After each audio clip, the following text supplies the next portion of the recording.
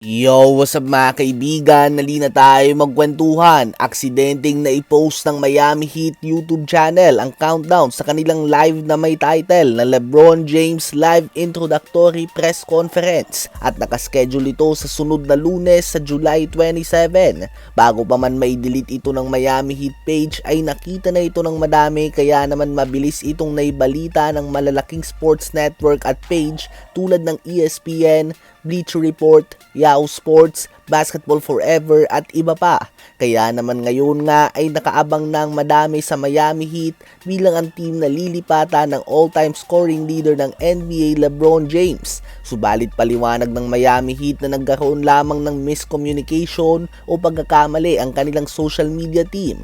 Dahil nga sa pagkakamali na ito ay biglang umakyat ng husto ang odds ni LeBron na mapunta sa Miami Heat sa mga betting odds. Although ang sinasabi nga ng mga reports ngayon ay wala pa nga daw desisyon si LeBron at hindi pa ito magde-decide ngayong araw. Pahayag din ngayon ng kanyang agent Rich Paul ay hindi sila nagmamadali at wala nga silang pakialam kung madami ang naghihintay at madaming galaw ang napapako. Tulad nga ng sinabi ni Commissioner Adam Silver, gusto na niyang i-anunsyo na LeBron ang kanyang team na lilipatan dahil kinukulit na nga daw siya ng mga TV networks at ng mga team sa kanilang schedule. Dahil syempre hindi din makaproceed ang mga team sa paglatag ng kanilang seasonal budget kung hindi nila alam ang schedule ng games. Hindi din sila makapagbenta ng mga tickets at iba pa. Wala din schedule sa mga Christmas games, opening week at iba pa dahil hinihintay ni Adam Silver sa LeBron na gumawa ng desisyon. Dahil at the end of the day, ang soon to be 42-year-old LeBron James pa din ang pinakamatunog na pangalan sa NBA ngayon.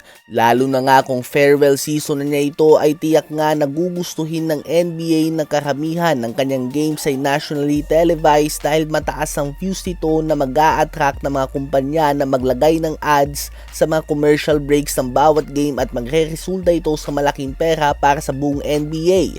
Bukod dito ay madaming players din nga ang hindi malaman kung may lugar pa ba sila sa liga o kung ilan ba ang isasahod nila dahil nagre-reserba nga ang mga team ng kanilang cap space para sa 4-time league MVP.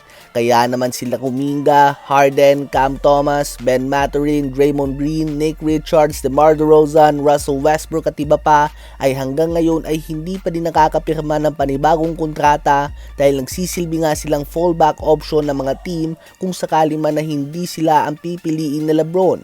Ganun pa man ayon nga sa agent ni LeBron, Rich Paul ay na-earn na nga daw ni LeBron ang right na hindi magmadali o gumawa ng desisyon sa oras na gusto niya kahit na madami pang naaapektuhan nito. Ayon nga kay LeBron, ang pinakamahirap umano sa desisyon na ito ay hindi naman ang basketball fit bagkus ang pagpili ng syudad na magiging komportable ang kanyang asawa at bunsong anak na babae.